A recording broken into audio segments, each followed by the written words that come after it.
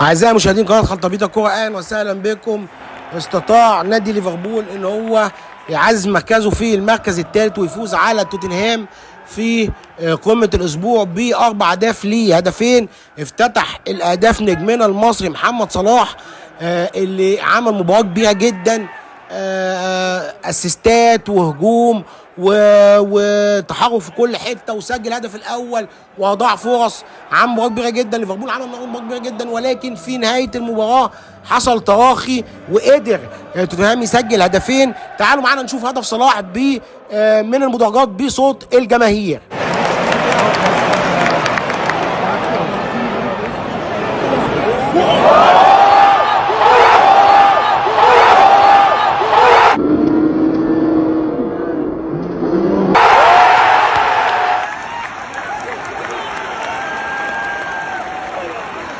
اتمنى يا رب يكون الفيديو عجبكم. لو الفيديو عجبكم تعملوا لايك وشير وسبسكرايب وتفعلوا الجرس وتدعمونا في القناه، والسلام عليكم ورحمه الله وبركاته. إن الله وملائكته يصلون على النبي يا أيها الذين آمنوا صلوا عليه وسلموا تسليما.